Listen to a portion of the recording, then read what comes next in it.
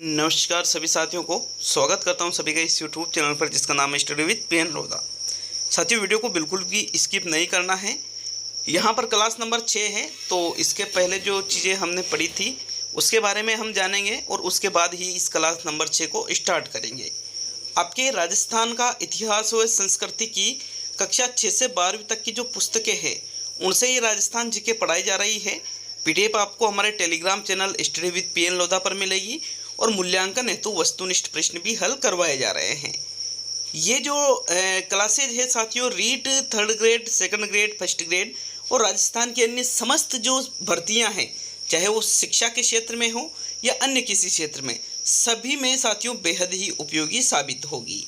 तो देखिएगा, हम जो पढ़ रहे थे मेवाड़ का इतिहास पढ़ रहे थे अभी, ठीक है। अभी गुहिल वंश के बारे में, गुहिलों ने कहाँ पर राज किया साथियों?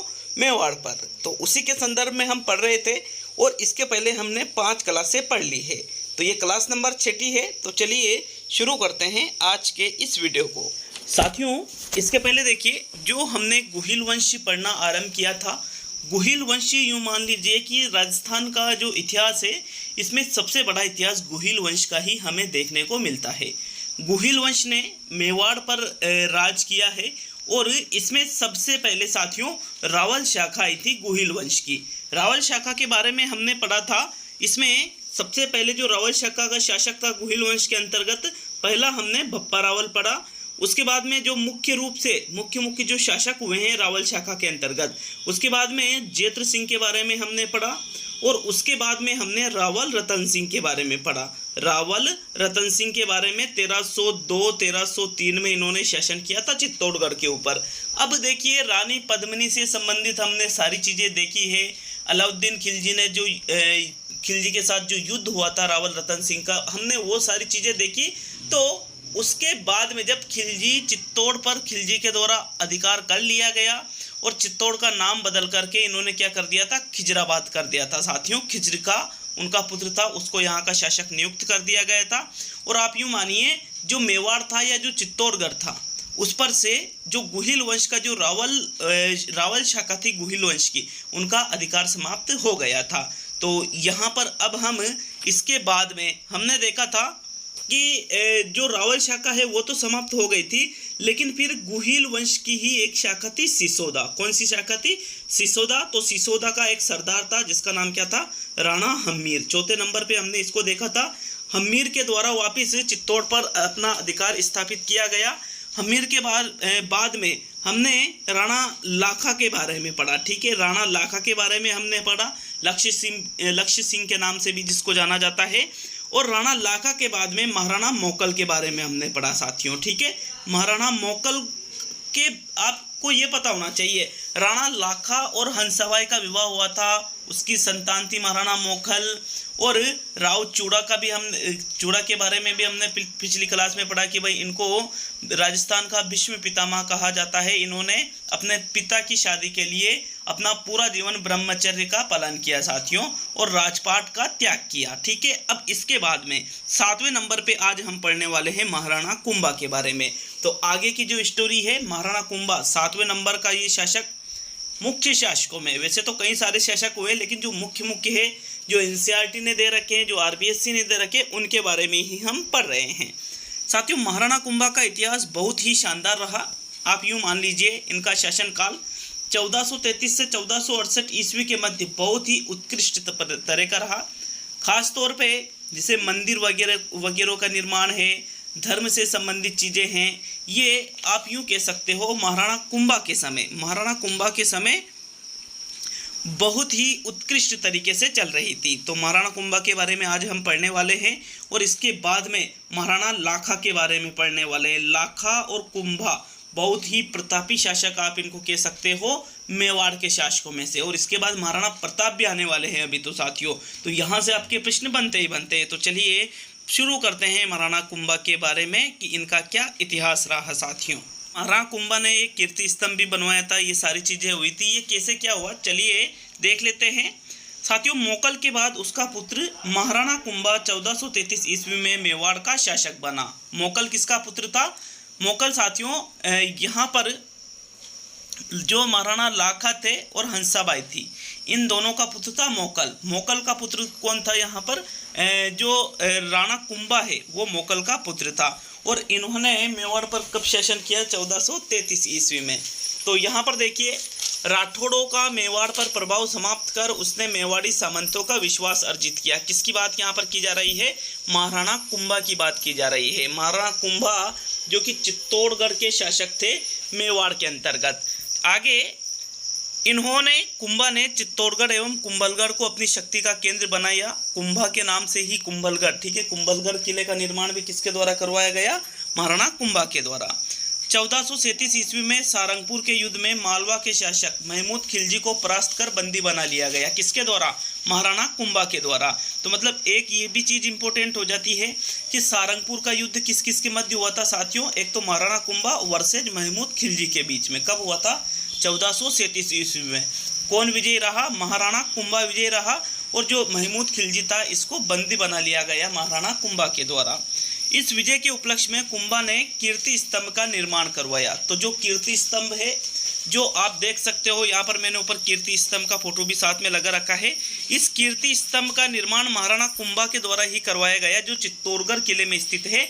कब करवाया गया? 1437 में, जब उसने सारंगपुर का युद्ध जीत लिया था साथियों।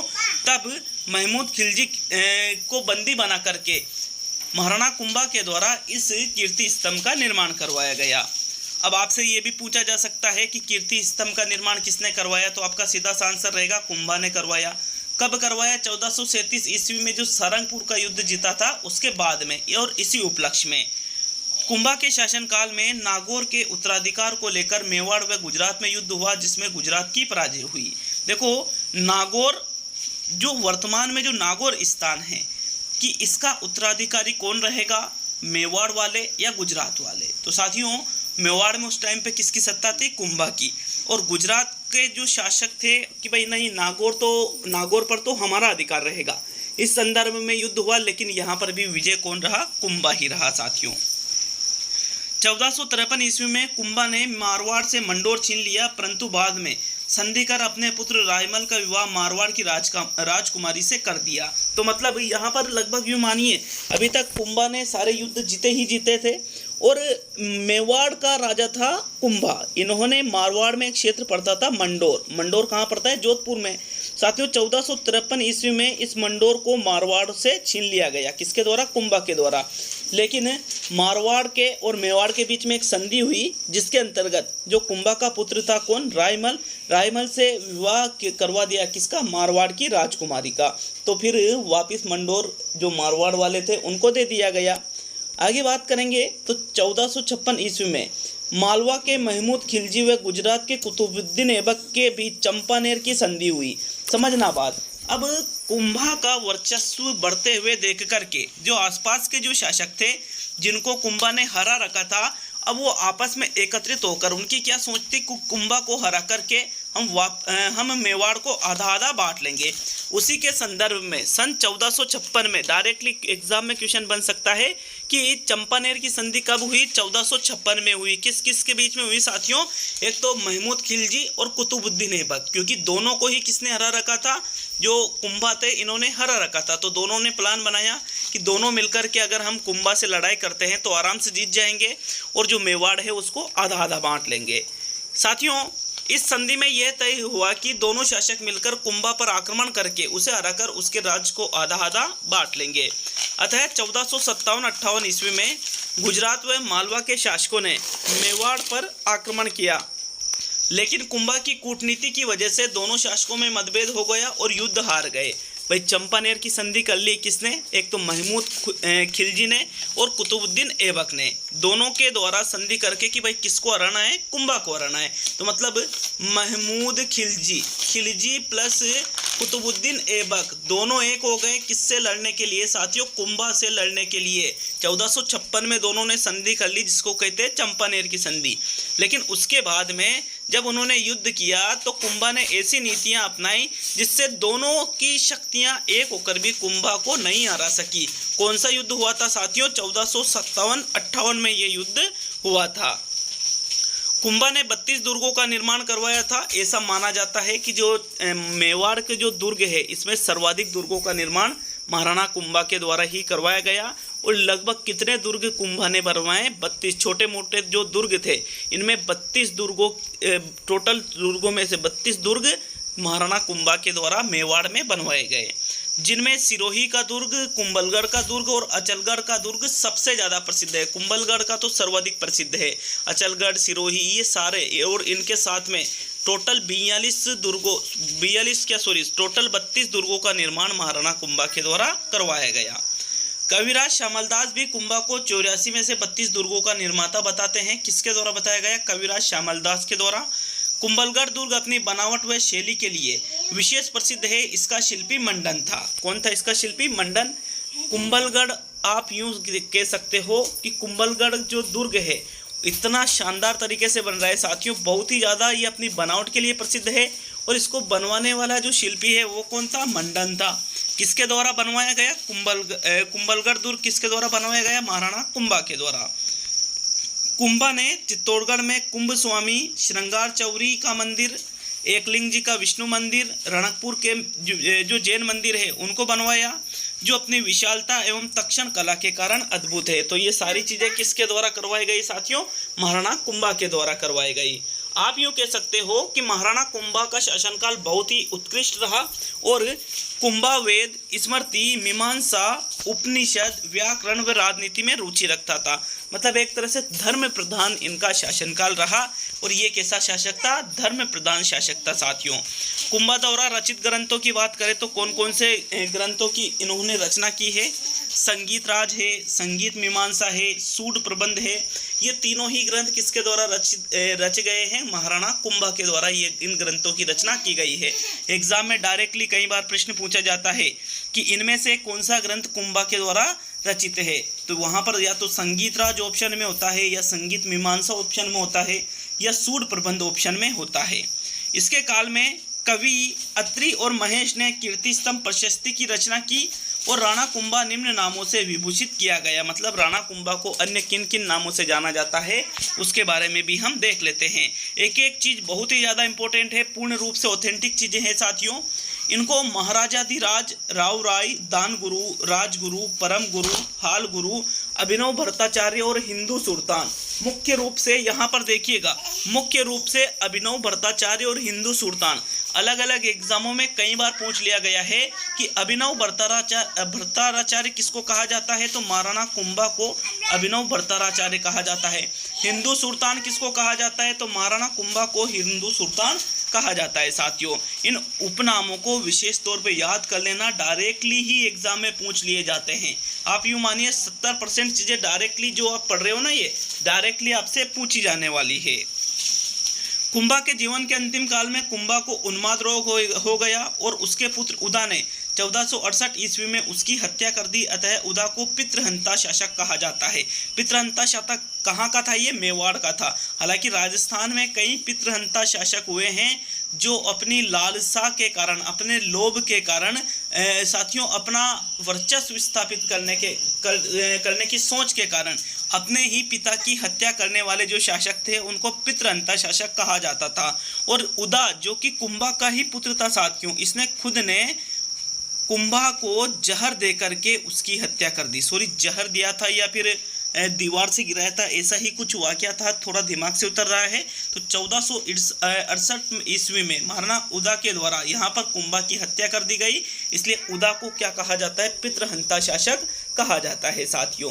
तो इस प्रकार हमने 7वां नंबर का जो शासक पढ़ा है साथियों, वो कौन सा है? महाराणा कुंभा, जिसमें आपको मुख्य रूप से कौन कौन सी बातें याद करनी है वापस एक बार रिपीट कर लेते हैं ताकि आपको सारी चीज़ें एक बार में ही क्लियर हो जाए। पहली चीज़, महाराणा कुंभा का शासनकाल याद रखना है। 1433 से 1468 ईस्वी में कीर्ति स्तंभ का निर्माण किसने करवाया? महाराणा कुंभा ने करवाया साथियों।